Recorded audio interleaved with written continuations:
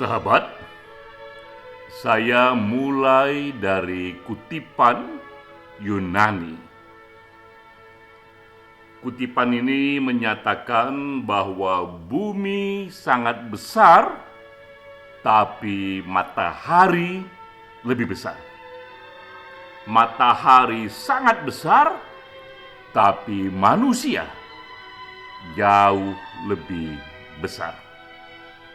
Inilah kutipan yang memberikan keagungan dan superioritas kepada manusia. Di era pandemik, kutipan ini juga bisa kita analogkan bahwa pandemi sangatlah besar, tapi manusia jauh lebih besar. Pada waktunya, kita manusia akan mengatasi pandemi. 2 tahun sudah kita hidup bersama pandemi, dan kita tahu sekarang ini bahwa pandemi tak lagi hanya menjadi wabah penyakit, tapi pandemi juga sudah menjadi wabah ekonomi porak-poranda, dan karena itu pula perlu kita cari cara pada waktunya bangkit kembali dari situasi ekonomi. Ini pengantar yang kuat untuk kita masuk ke dalam pembahasan webinar minggu ini dengan topik refleksi ekonomi Indonesia di masa pandemi. Pembicaranya adalah Profesor Dr. Didin S. Damanhuri. Kita tahu Didin ini sahabat kita, tidak hanya memang ia seorang profesor ekonomi dari IPB, tapi juga ia Dewan Penasihat di Satu Pena, sudah malang melintang tak hanya soal ekonomi, tapi juga soal yang jauh lebih besar, sehingga ia bisa melihat isu ekonomi di era pandemik dalam kerangka yang lebih makro. Ini yang menjadi topik kita. Nah, saya memperkaya diskusi ini dengan mengambil satu isu penting soal ekonomi itu, bahwa ternyata efek ekonomi di era pandemik itu berbeda-beda di berbagai segmen populasi. Benar bahwa kita menghadapi virus yang sama, kita menghadapi kondisi makro yang sama, tapi efeknya kepada masing-masing individu, kepada masing-masing segmen akan berbeda-beda, karena masing-masing segmen masyarakat itu memiliki daya tahan dan kapasitas yang juga berbeda. Nah, saya akan menunjukkan di sini bahwa ternyata di era pandemik itu yang membuat kita terpana. Justru di era pandemik ini jurang antara yang kaya dan yang miskin itu bertambah luas. Pandemi menyebabkan umumnya kita bertambah miskin, orang yang miskin bertambah miskin, orang yang kaya juga bertambah sedikit miskin, tapi mereka yang super rich, mereka yang super kaya, justru di era pandemi mereka bertambah kaya. Ini yang akan saya bahas ya.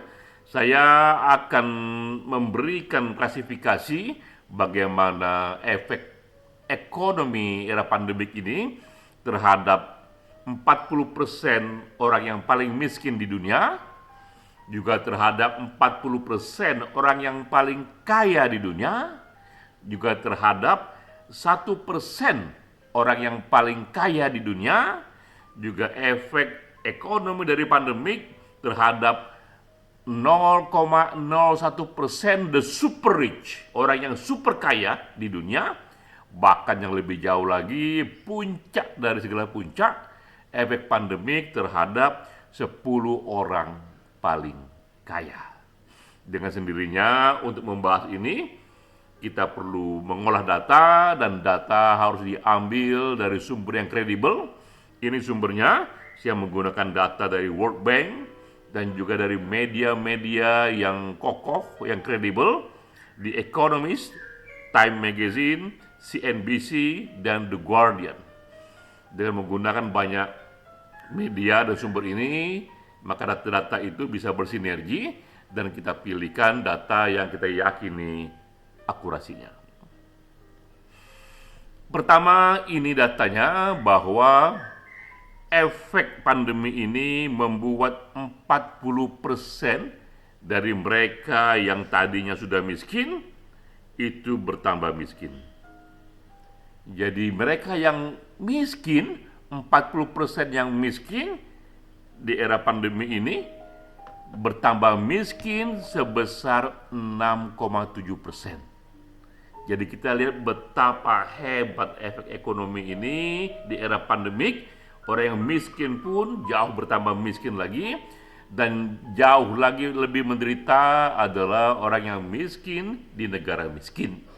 Karena yang miskin di negara kaya juga sudah terbantu oleh berbagai fasilitas negara modern yang umumnya mereka miliki, tapi ini tak dimiliki negara yang kaya, yaitu aneka program-program kesejahteraan masyarakat yang memang sudah built-in dalam satu program pemerintahan negara-negara yang maju. Jadi ini pertama, pada top 40% orang paling miskin, efeknya bertambah miskin 6,7%. Namun juga orang yang paling kaya pun, 40% orang paling kaya pun juga bertambah miskin, tapi bertambah miskinnya dalam persentase yang lebih kecil, yaitu hanya 2,8% saja. Dan kita bandingkan, yang paling miskin berkurangnya 6,7%, yang paling kaya berkurang kekayaannya hanya 2,8% saja. Dan ini juga penghasilan mereka yang dalam terminologi formalnya itu $2 per hari, ya katakanlah kita terjemahkan Rp30.000 per hari. Jumlah mereka yang di bawah itu penghasilannya akibat pandemi bertambah banyak jumlahnya, dan dihitung di sini bertambah 97 juta. Lalu berikutnya juga mereka yang miskin yang ada ukurannya, World Bank sudah menetapkan apa definisi orang miskin itu. Di era pandemi juga menaik, yang tadinya 7,8% menjadi 9,1%. Jika kita melihat tren dunia dari waktu ke waktu, hal yang normal terjadi, jumlah orang miskin itu terus menurun dari waktu ke waktu, tapi di era pandemik, tren itu patah dan justru orang miskin bertambah banyak. Di antara mereka yang menderita, ada lagi yang jauh lebih menderita, dan ini acap kali mereka adalah kalangan perempuan, jauh lebih menderita ketimbang laki-laki, terutama di negara berkembang, karena masih terjadi diskriminasi atas upah, bahkan juga diskriminasi atas gender. Juga yang lebih menderita adalah mereka yang pendidikan rendah, karena umumnya mereka susah untuk mengubah kapasitas agar diterima di dunia yang sekarang ini krisis. Dan juga mereka yang bekerja di sektor informal perkotaan. Ini 3 segmen yang jauh lebih menderita. Semua kita menderita pada umumnya, tapi 3 segmen ini jauh lebih menderita. Namun, ini datanya, Time Magazine juga mengulas ini, bahwa top 1% orang yang paling kaya di Amerika Serikat justru bertambah kaya. Data juga menunjukkan di Indonesia, top 1% orang di Indonesia juga bertambah kaya. Dan ini data yang lebih detail lagi, bahwa top 0,01% orang paling kaya, yang jauh lebih kecil lagi, bahkan datanya lebih konkret lagi, kekayaannya bertambah 11% di era pandemi. Ketika begitu banyak dunia bertambah miskin, ini justru 0,01% populasi masyarakat yang kaya, yang super rich, mereka bertambah kaya, dan dihitung jumlah mereka di dunia kira-kira 520.000 orang. Jadi sebanyak 520.000 orang di dunia ini justru di era pandemi kekayaannya bertambah 11%. Lebih jauh lagi, ini dari CBS News, sebanyak 2.365 triliuner. Lebih sedikit lagi orang yang super rich-nya lebih super lagi, sebanyak 2.365 triliuner. Justru di era pandemik kekayaannya bertambah sekitar 54%. Jadi bukan main. Kita lihat data seperti ini ketika umumnya kita ini 2 tahun begitu menderita akibat gelombang ekonomi, lebih dari 2.000 orang para triliuner di ujung sana, justru kekayaannya bertambah 54%. Lebih dari separuh kekayaannya bertambah. Dan ini puncaknya. Ada 10 orang yang paling kaya di dunia. Ada Jeff Bezos dari Amazon, ada juga Bernard Arnault, ini dari Louis Vuitton, ada Elon Musk, ada Bill Gates, Mark Zuckerberg dari Facebook, Warren Buffett, Larry Ellison dari Oracle, Larry Page dari Google yang sering kita gunakan, Sergey Brin dari Google juga, dan ini juga Aman Xiao dari Zara. Ini 10 orang ini bertambah kekayaannya jauh lebih besar lagi. Bahkan di sini Elon Musk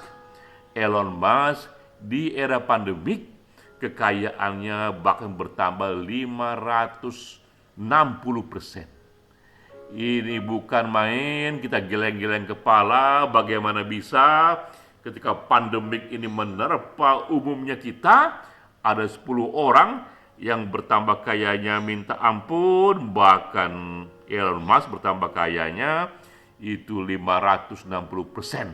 Jadi katakanlah sebelum pandemik kekayaan Elon Musk itu X dolar, tapi setelah pandemik atau di era pandemik justru naik menjadi 5,6x, justru berlipat 5 lebih dibandingkan era sebelum datangnya pandemi. Apa yang kita pelajari dari sini? Yang kita pelajari adalah di dunia ekonomi, di dunia bisnis, di dunia usaha, bahkan di era musibah, bahkan di era sulit, tetap terbuka adanya opportunity, tetap terbuka adanya peluang. Dan mereka yang punya sumber daya yang minta ampun kuatnya, hanya mereka yang bisa melihat peluang ini dan memberdayakannya sehingga justru kesejahteraan mereka meningkat. Mengapa? Karena mereka punya tim super cerdas, tim super ahli yang bisa membaca situasi dan memberikan rekomendasi. Mereka punya organisasi yang begitu efisien dengan menggunakan semua ilmu pengetahuan terakhir, dan mereka punya big capital. Jadi kombinasi itulah yang membuat mereka bahkan di era pandemik sekalipun mereka justru bertambah kaya. Untuk kasus Elon Musk tak tanggung-tanggung bertambah kayanya 560%. Namun tentu kita tidak berhenti di sini. Seperti tadi kita kutip di awal, pandemi ini besar, namun manusia jauh lebih besar. Karena itulah opportunity yang tadi hanya dilihat oleh sekelompok kecil elit ekonomi, bagaimana opportunity ini diperluas seluas-luasnya sehingga sesuai dengan prinsip the greatest benefit, the greatest happiness for the greatest number of people. Akan semakin banyak orang juga mendapatkan peluang yang sama. Saat itulah perlu ada solusi di era pandemik di mana pemerintah, sekali lagi pemerintah yang menjadi pelaku utamanya, pelaku dominannya. Nah, ini ada berbagai solusi yang sudah dipikirkan oleh begitu banyak ahli, dan saya summary saja. Inilah kira-kira yang harus dikerjakan oleh pemerintah terutama untuk membantu masyarakat itu bangkit dari situasi ekonomi yang menurun, yang merosot di era pandemik. Pertama adalah increasing investment. Solusi satu, pemerintah harus sediakan investasi, pinjaman, bantuan sebesar yang bisa, karena di era masyarakat yang lesu ini perlu ada tangan yang kuat sekali untuk mengangkat ekonomi masyarakat. Ini terjadi misalnya di era Great Depression di tahun 30-an, ketika juga publik luas itu jatuh secara ekonomi, maka pemerintahan di bawah Roosevelt di Amerika dengan satu Great Deal-nya yang membuat satu spending pemerintahan yang besar sekali, investasi besar-besaran untuk infrastruktur, karena dengan cara itulah investasi itu menyerap tenaga kerja yang jauh lebih banyak lagi. Orang bekerja, orang mendapatkan nafkah, dari nafkah itu bisa ia belanjakan, akibatnya terjadilah satu gerakan ekonomi, nafas baru ekonomi, sinergi ekonomi yang amplifikasinya membuat ekonomi tumbuh kembali. Nah, kita lihat di Indonesia, ini yang sudah pemerintah kerjakan. Pemerintah sudah menyalurkan 5.652 triliun agar sektor perbankan kian positif. Jadi melalui perbankan, melalui bank, sudah lebih dari 5.000 triliun dikucurkan untuk kembali membangkitkan ekonomi. Jadi pemerintah di sini sudah menjalankan solusi satu, mengkucurkan investasi atau pinjaman sebesar yang bisa, karena butuh tangan yang kuat sekali untuk mengangkat masyarakat yang dalam situasi lemah, ekonomi yang lesu. Solusi kedua, ini disebut juga reducing cost. Cost pun harus dibantu dikurangi. Jadi solusi kedua ini pemerintah harus ringankan pajak dan berikan konsesi. Jumlah pajak yang di era normal dianggap itu oke, dianggap itu biasa, tapi di era krisis pajak serupa justru sangat memberatkan dan bisa membuat masyarakat dan pelaku usaha pada umumnya itu terus terpuruk di bawah. Karena itulah pemerintah harus mengambil inisiatif juga untuk melakukan satu subsidi dan keringanan pajak. Ini juga disarankan oleh banyak ahli. Nah, kita lihat apa yang sudah dikerjakan oleh pemerintah. Pemerintah pun sudah mengerjakan 6 jenis keringanan pajak di berbagai sektor. Bisa kita baca di Google apa saja itu. Termasuk juga di sini karena listrik itu begitu fundamental efeknya di berbagai segmen dan industri, pemerintah juga mendiskon tarif listrik. Jadi solusi kedua pun di Indonesia sudah mulai dikerjakan. Solusi ketiga adalah ciptakan iklim untuk usaha dan inovasi, encouraging innovation. Ini juga rekomendasi banyak ahli, karena di era krisis perlu ada inovasi yang berbeda, perlu ada pola usaha yang berbeda dibandingkan di era normal, dan inovasi itu juga bisa di-encouraging, bisa dibangkitkan oleh pemerintah. Nah, kita lihat ini di Indonesia, bahkan di pemerintah daerah, ini di Salatiga dikatakan bangkit pasca pandemi COVID-19, Pemkot Salatiga galakkan inovasi. Saya juga sudah baca berita ini, betapa Pemkot di sana, mereka melakukan mendekati 50.000 UKM yang ada di sekitar situ, untuk mereka berikan satu bantuan, satu training yang membuat mereka lebih menggerakkan inovasi, bagaimana berupaya di era pandemik yang situasinya berubah. Ini solusi 4. Solusi 4 adalah menambah skill, terutama di era digital, ya. Supporting workforce readiness. Supporting workforce readiness. Jadi bagaimana kita pun menyiapkan publik untuk lebih ready menghadapi situasi baru, dan salah satunya adalah upskilling dan reskilling. Jadi bagaimana keahlian itu bisa ditingkatkan atau bisa diarahkan ke tempat yang berbeda dengan skill baru, dan itu berarti ada pelatihan dan terutama menyambut era digital.